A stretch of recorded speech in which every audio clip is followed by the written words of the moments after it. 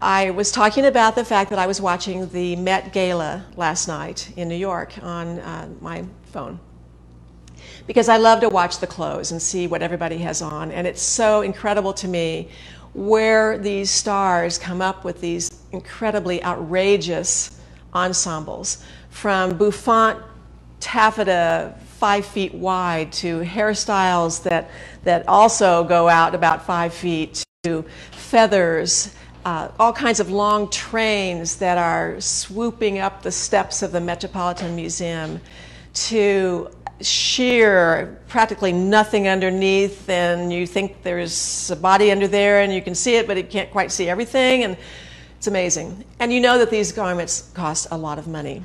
Okay, so speaking of not spending so much money, we're going to talk about the Maison Top and Jogger pattern today. Mostly we're going to talk about the top. And the Maison Jogger pattern, top and jogger pattern, was put out last January of this year, as part of our So Confident program. So this is a class that you can still buy, a monthly class, or if you're a yearly member of So Confident, you have that class from January and you may want to refer back to it. But in January, because we were having issues with printing, that pattern was available only as a download pattern. But now we have it as a print pattern. So here it is, tissue pattern, guide sheet, the whole 9 yards, and so it's available both ways to you. Both as a printed pattern as of today, first time, and the digital pattern is still available as well. So I was thinking about what I was going to make, and I went to the expensive source and went to Neiman Marcus website and clicked on striped t-shirts, because I love stripes. Actually, I think I just clicked on t-shirts. And I ran into this t-shirt by Balmain, and I could have purchased this t-shirt for $695, but I just loved the idea of it. This diagonal stripe, diagonal seam down in this case, the back, and a little bit of color blocking on the sleeve. And I just thought this was the cutest idea, and it would really translate well to the Maison Top. So whereas this is the Maison Top that we had as a kit in January, using the black and white stripe for the body and solid black for the band and the sleeves, I made this one on Sunday, and I did this diagonal seam, and I used a wide stripe and a narrower stripe, and I actually inserted this piece of red knit and attached a piece of the stripe to that. I did the same diagonal stripe on the back, and then I pieced the neck binding. So a lot of, I don't know where my seam is here, I'm not sure which side I'm on, but part of it is black, and then I actually inserted a piece of different fabric for part of the neck binding, and I did the same thing for the hip band. So a lot of the hip band is black, and then a lot of it is this other fabric as well. The other fabric that I used is this, and I just took about 1/4 yard of this and picked out some of the colors and sections that I liked and added it to my solid black knit and made the neckband and the hip band. So I did not spend $695 on a t-shirt, but I got, I think, a pretty good designer look, one that might cost you $695 at Neiman Marcus if you're so interested, but mine was a lot less, and it was really fun to make. Now, how did I sort this out? Of course, I've had the benefit of making this top before in a solid. So I tried this top on in the solid, and I actually placed pins on the diagonal where I wanted the seam to be, where I wanted it to fall on me. There's a principle that I remembered back in the days when I was making a lot of pillows. I've written a lot of pillow books and pillow articles. And when you're piecing something, you have to remember that on a pillow, the shape falls off to the side. And so what you think might be, let's say, a center panel, needs to be adjusted a little bit because you lose the proportion, because it's actually not a flat piece, it falls off. And so it's the same thing with a round body. This line, flat on the pattern, might not be in the same place as it is on my body. So I placed a line of pins on the diagonal, and then I placed a little pin where I wanted a seam, where I wanted to piece my neck binding, and I placed a pin on the hip band where I wanted to do the piecing there as well. So I did the same diagonal line on the back as I did on the front, so I didn't really have to pin that. Those two pieces, pattern pieces, are very, very similar. The front is essentially the same as the back, other than the neck opening. So that's how I determined how I was going to piece things.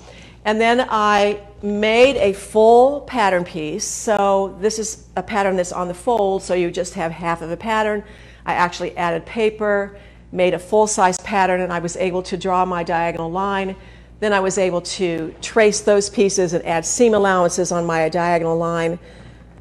You know, I thought about not actually bothering to do that, but I know me well enough to know that I get distracted. I was watching tennis on Sunday, and so I would forget to add those seam allowances. So I actually had pattern pieces for every piece that I cut. And then I figured out how much of a band that I wanted on the sleeve. I don't think I pinned that. Oh yes, I did pin that. So also when it was on me, I pinned where that seam was going to be as well. I see that I put the red on the right sleeve instead of the left. I'm not sure. I think I was trying to balance out what I was going to do on the hip band, and that all kind of depended on this particular motif of this knit that I was using for the hip band. So at any rate, that's how I determined what to do. So then it was a matter of cutting out these jersey knits, and I had to be really careful about what was my right side, left side, front, and back. And so I just used my Post-it notes and made some little notes of this is the wide stripe, this is to be cut in the narrow stripe, this is the red piece, this is the band for the sleeve. And I made longer neck bindings and longer hip bands, so because I wasn't sure exactly where I was going to place them. And once I folded them in half, I just pinned them to the garment, tried it on a couple of times, and ended up adjusting where I started this piecing of the neck binding and the hip band. So that was my process. But I want to talk to you about matching stripes. I have come to this in recent times, and this works really well for me. I'm working on a padded ironing surface. And so consider this my striped fabric, and this is a big wide seam allowance so you can see it. This little dotted or dashed green line, let's call that my seam allowance. So I am right side up. I'm taking a chalkener or chalk marker and actually marking my seam allowance, my 5/8 of an inch in this case. And then I take a strip of fusee web, and I fuse this strip. This is represented by the red line. I fuse that right inside of that chalk mark for the seam allowance. Then I take off the paper covering of the fusee web. And you know, fusee web is so sheer that it doesn't add any stiffness or bulk to the seam. It's just a little tacky line of glue. So then I have my corresponding striped fabric that I'm going to put with the right sides together, and I'm going to line up my seam allowance lines, but mostly I'm going to line up my stripes. So I put a pin through a stripe and through the corresponding stripe underneath. I'm struggling here a little bit because of what I'm working on, but people like to see me struggle, so here you go. All right. So I pin at every stripe. Now, when I say every stripe, that kind of depends on the width of the stripe. In the case of the 1-inch stripes on one side, I did pin at every stripe. And I keep checking, make sure that my stripes are lined up. Now, when I've cut out my pieces, I have notches to follow, and I usually try to put a notch at the side seam on a stripe, either the edge of a stripe or the center of a stripe. I actually like to put it on the line of the stripe rather than in the center, but whatever feels comfortable for you is fine. So that once I cut out or lay the pattern piece on one, then the other one, the corresponding one, is laid out so that I know that the notch is in the very same position on that stripe. So I know when I sew it together, I'm going to be in the range of being able to match it up. So I've pinned every stripe. And then because I'm using glass head pins, I can get my iron close to those pins. And now I fuse this seam together. So it's fused together for about 3/8 of an inch. And then by using my walking foot and stitching that seam, I don't even have to think about anything shifting. I can check to make sure that things are lined up before I even sew it.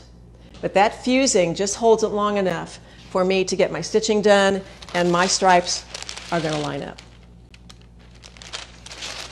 So Fusee Wedge your friend. It takes a little more time to do all the pinning, but it's well worth it. I've attempted to not do that step and say to myself, oh, you know, I'll just pin a few of them and it'll be fine, but it always shifts, even with a walking foot, even with my mouth in the right position, even with whatever. It doesn't work. So just go ahead and take the time and pin all the stripes and fuse it. Now, if you're working with a little 1/8 inch stripe, you know, you're not going to pin every stripe, obviously. But every 1 or 2, 3 inches or so, you're going to want to put a pin there and then fuse your seam down. So I'm going to show you a lot of stripes and a lot of combinations here. But let me talk to you a little bit about the joggers, because this is part of the pattern as well. This is the pant of the season. I mean, this has been strong since January. It's still strong. Every line of clothing that I follow, in fact, Erin has them on today, pretty much. These can be casual, they can be even a little bit dressy, it depends on the fabric that you use. But this is a nice cotton jersey knit.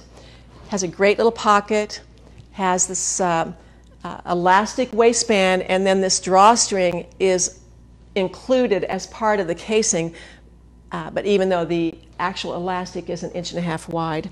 And it has the bottom bands, which you can leave off and just have a straight leg, which is what Erin's done today. So these are the two pieces that are in the new printed Maison Top and Jogger pattern. But let's look at some fabrics. Okay, so these are the two fabrics that I used to make my top.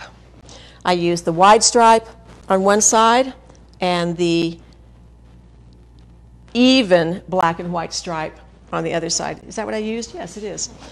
But we also have another black and white stripe that actually is an uneven stripe where the black is narrower than the white. But these are all the same cotton and spandex jerseys, which I really, really like.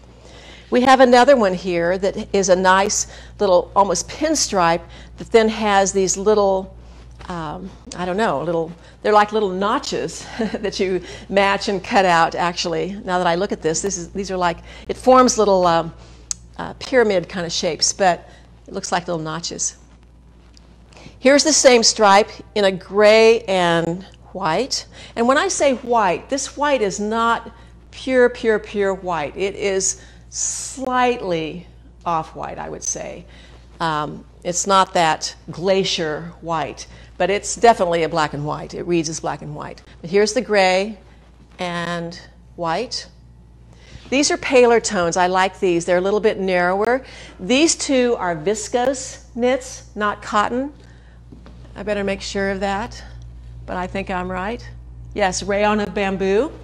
And this is a beautiful dusty blue and pale heather gray. And this one is a nice taupe brownish color, also with the gray. I actually like these together. I think that's an interesting combination that you wouldn't think of doing.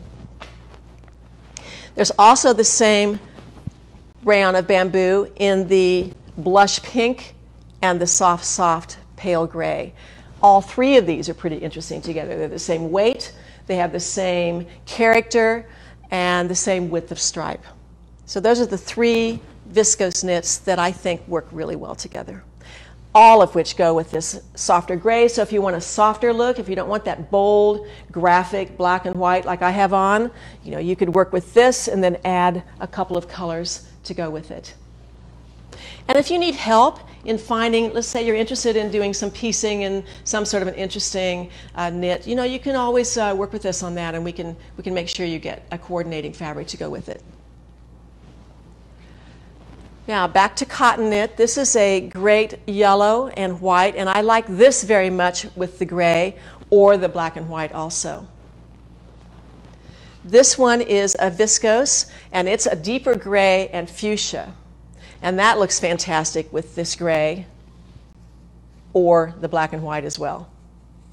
Of course, everything goes with black and white. And then we have, I think these are the same company, the same colorway, so you could have one side of your Maison top in a deeper fuchsia or pink. This is just a hot pink. It's not really fuchsia. And then the more white. But you could also do this with any of the black and white or the gray or the blue. We have the same pinstripe with the little notches in the red. The idea of using both the notched fabrics in the black and the red is kind of a fun idea. And then we have the wide stripe in the black and white. That's the same as the black. We have one more stripe, which I didn't put on the wall, in green. It just didn't fit on the wall for some reason, but I like the idea of this stripe very much.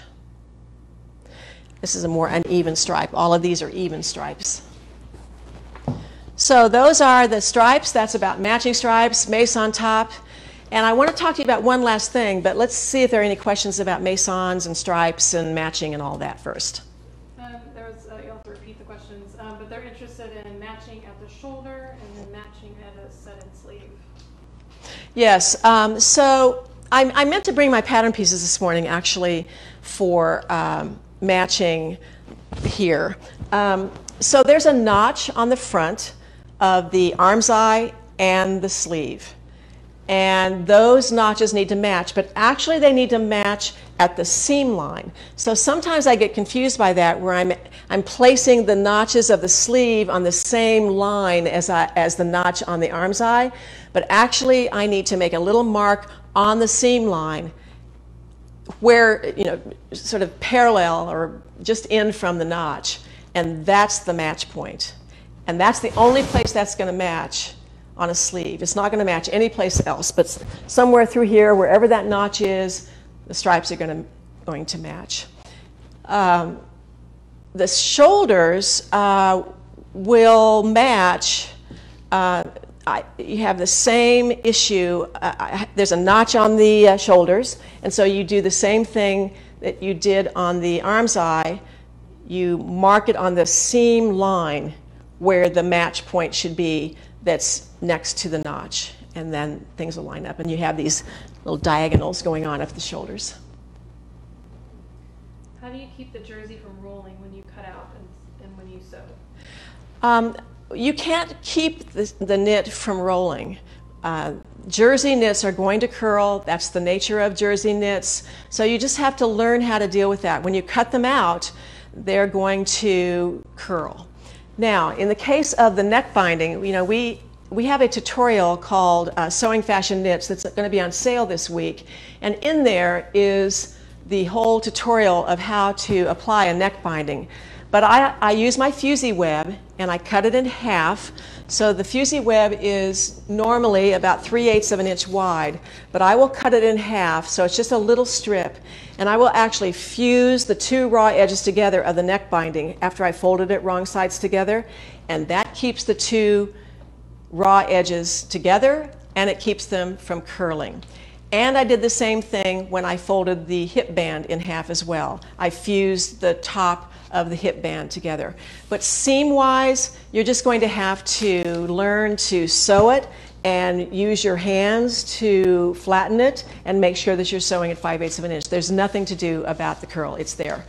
The curl is going to be to the wrong side on the vertical and to the right side on the horizontal. So sewing seams is a lot easier because it curls in a different way. What would you recommend for the black and white panel pants? And I'm wondering if she means like a coordinating top. Is there anything up here that would work for that? The black and white, oh, the the black and white kit. You know, I think those would look good with a black and white stripe. Now, I'd have to get that fabric and look, but I think something like this, with the white with the black, would look really good. This might look good, but I'd have to look at it. But this would look really good. But then you could also just pop it with a color. I mean, this red and white stripe, this pink, this would look good, this would look good. The yellow. Yeah, the yellow would be fantastic. Yeah. Please repeat which way the curl goes, horizontal or vertical. On the cross grain, it's on the cross grain, it curls to the right side. On the lengthwise grain, it curls to the wrong side. Okay, we had a comment about with the new printed Maison pattern, I hope you have plans to offer your patterns layered. It would be so much easier for us if you could pull it off. Layered? Well, I wonder if they mean like layered so they can choose a size? Like, Aren't our patterns layered already? They can't choose which size they're going to. Oh, on the download one? I think so. Oh. I don't know if Beth Ferguson Elliott, if you want to, she's the one who made the comment. I don't know if she wants to. Yeah, you want to expand on that? Make sure we understand what you mean. Okay. If you want to, if that's what you mean, I mean, that's doable. The trouble with that is, in my opinion, how many people are just one size? I'm not. I'm one size on the top, I'm another size on the bottom. I want those multiple sizes to be able to blend to various sizes. I might be a small at the top, a medium at the bottom, a large way down. I might need to change the girth of an arm size. I mean, I think I want those multiple sizes. That's my philosophy. If that's what you mean, that's my answer to that.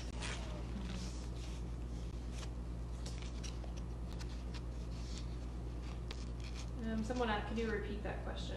The question was, can we layer the digital patterns? And we think the question means, can we separate all the sizes into a single pattern to be able to download? If that's not what you mean, let us know. It is. Okay. Yes. And I think sometimes also, they can't hear me, so repeat it, but that it's sometimes you don't know until you print it out and you start measuring. Well, that's true. You don't know, I think Erin just said something very useful. Sometimes you don't know exactly what pattern size you're actually going to use because you need to everybody has to measure their patterns, all the patterns, before you would ever consider cutting anything out. So that would require you printing out a couple of sizes just to make sure, because you've got to measure the bust. If it's a top, you've got to measure the full hip if it's a bottom, and you know, all the time. I want to know how much ease is built into sizes because I can be a couple of sizes in certain things depending on how much ease I want personally. So I might print out a small and a medium or take a look at the small and the medium, let's say of a bottom, the jogger pants, for example, that were there. I might measure a medium, but I might be able to get away with a small or vice versa, and I want to be able to measure both. So I would have had to have printed out both sizes. I think our grading is, there's quite a bit of space in between each grade, so I feel like it's not as confusing as maybe some patterns that are really Yeah, Erin is saying something. The grading between our sizes is, for most of the sizes, it's 2 inches. It does get a 3 inches at the extra large XXL. So there's a lot of space on most lines between the lines. So there's not a lot of crossing over that's confusing. And we mark our lines pretty well. So if it is kind of crisscrossing or whatever, we try to make sure that. And every line weight is different on our patterns. So for instance, the extra small might be a dash and a dot. The small might be all dashes. So every line stroke is different for our patterns as well. Have I justified this yet? I think I have. So I think the answer is we're probably not going there, but I don't know. We can certainly take a look at it, and it's an interesting question. Okay. What would you recommend as your must-have workbook reference book for sewing? Also, what was the workbook you had in one of the videos that you draw in and put swatches in? Was that just a sketchbook or a particular workbook? All right, well, that's two different questions. The first has to do with my reference books that I prefer. And I have several go-to books, but Claire Schaefer's Fabric Sewing Guide has been a Bible of mine for a long time. But actually, I think the book that I go to the most often for classic techniques is the very old but traditional Vogue sewing book. You know, it's about this thick. I've given it to everybody for Christmas who works here. Everybody has a copy. The techniques in there are not always the shortest and the latest, but they're always going to work because it's basic construction of how I learned how to sew. So the Vogue sewing book is that's probably my number one. Claire Schaefer's book for fabric knowledge is number two. And then number three for fitting would be The Perfect Fit. That's the name of the book. That's the one that I probably refer to the most often for fitting. Now, the workbook you're talking about is probably our fitting workbook.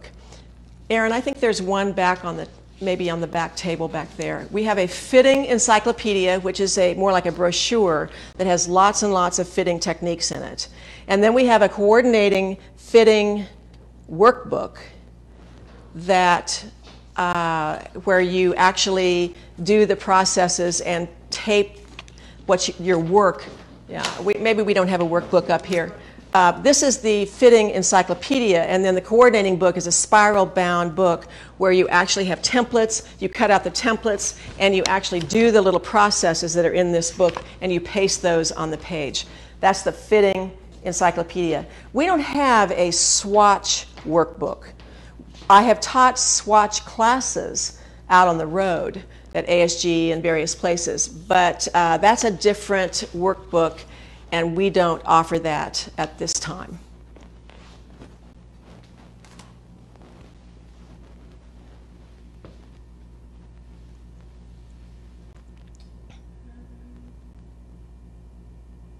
Okay. Betsy included a link, so that's good. Okay. I don't see any other Okay. questions. Well, I wanted to talk about this month's So Confident project, which are the panel pants.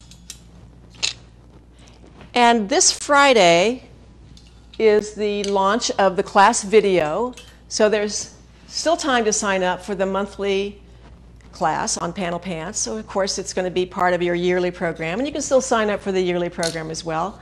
And then you get all the projects back from January. And we do prorate those. So if you've signed up for 1 or 2 or 3 and you want to have the whole year, then we can still do that for you, and we'll subtract some money based on what you've spent. So think about that if you want to back up and have all of them.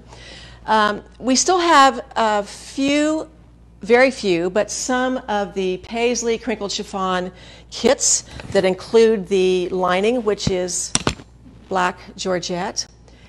And this has a really interesting waistband casing. It has 3 casings, but it's only filled with 2 rows of elastic, 1/4-inch elastic. It's the most comfortable elastic waistband I've ever had on my body. You don't even know you have it on. And there are panels down the front, one of which is a knee patch. We call it a knee patch, so it has these segments. But I wanted to show you how pretty it looks in just a great black fabric as well. This is a black silk jacquard. And so you don't have to make the panel pants in the chiffon. You can make them in a lot of things. And I pulled out some fabrics that I thought would be interesting. We have a little bit of this left, not a lot, but some. And this is a black jacquard as well. Let's see if we can pick up any of the pattern close up here.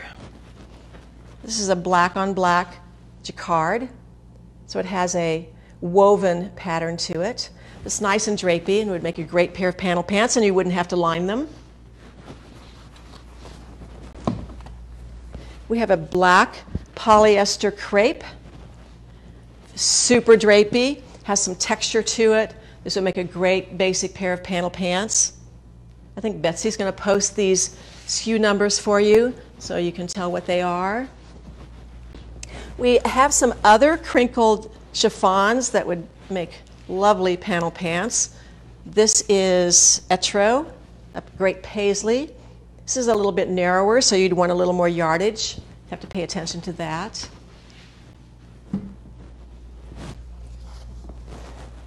Black and white. This time it's with an animal print. I love this. You were talking about the black and white kit that we have. You know, we're talking, I think, how the black and white stripe would look good with this. And either one of them would, actually. The bolder black or the less black. And then line this with black chiffon. And we have a little bit of this left. We've already produced some kits for people out of this fabric. So if you want some color and some bold florals, I love this fabric so much. This will make great pants too. So those are some options for you for the panel pants. Don't forget to sign up for the class this month.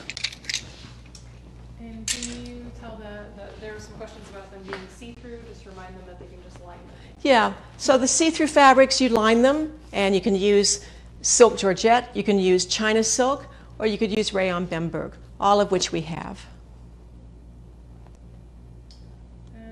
Is there a particular way to match a princess-seamed shirt above or below the bust curve? And I think they're referencing the stripes. Now, say that again. Is there some particular way to match a princess-seamed shirt? Oh. It says above or below the bust curve? Question mark. Well, everything gets matched at the notches. So wherever the notch is. I might repeat what I said. Oh. Is there a way to match stripes on a curved princess seam? And you're not going to be able to match every stripe, but you want to match it wherever the notch is, and that's generally going to be below the bust.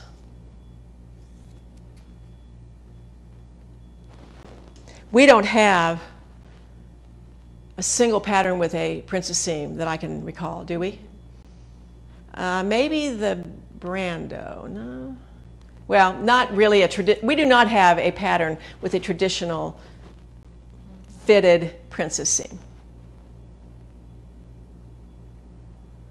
I don't see anything else. Okay, so today's sale is both the digital and the printed Maison Top and Jogger patterns on sale. I've added the tutorial called Sewing Fashion Knits. Don't forget that I have this book. This is not on sale this week, but I don't put it on sale very often. But Sewing Knits from Fit to Finish is my sort of Bible from start to finish on the all about knits and all about sewing knits, all kinds of techniques in there. So we have fabrics on sale, we have the pattern on sale, and we have a tutorial on sale. And be sure and check out the So Confident panel pants for the month. And the video will be out this Friday. And the Zoom Q&A will be a week from Thursday. So I hope to see you then. We have a couple more questions. Okay. Can you compare the cotton versus the bamboo viscose, please? Washability, wear, and comfort. This person wants me to compare the cotton versus the viscose jersey in terms of care, wear, and comfort. The cotton jersey has a little more body, and the bamboo of rayon jersey is a little drapier. You can see, I don't know if you can see the way they drape or not. This is a little less drapey than the bamboo. In terms of care, they both go in the washing machine and dryer just fine. And comfort, this probably feels a little slicker, but I have on the cotton and it certainly is comfortable. But there is a smoothness to the viscose that's not the same as the cotton. Did you piece the neckband? I pieced the neckband. There's a seam I don't know where I am here. I think is it right here? Yes, I have a seam right here. So I have black from here to the center back, and then a section of a different fabric around. And that's the different fabric is this one.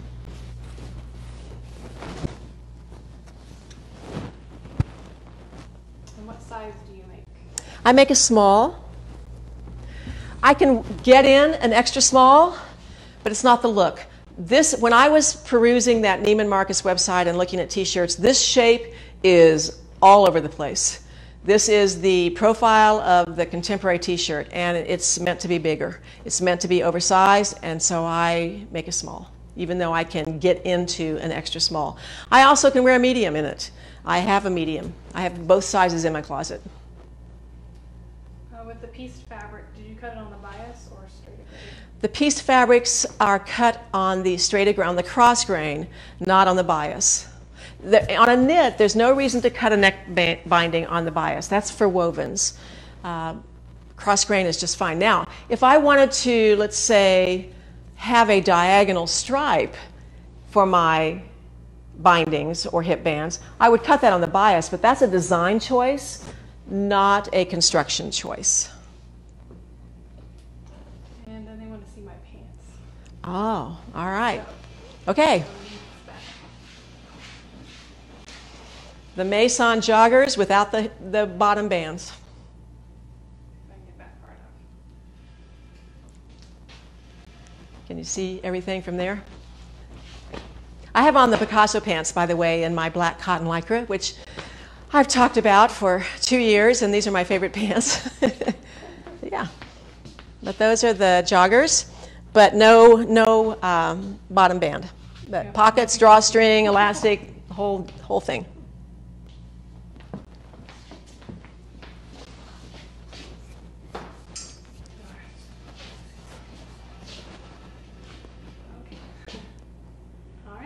Okay. All right. Next week you'll see Betsy, and I'll be around. So we'll see you next week. Thanks so much.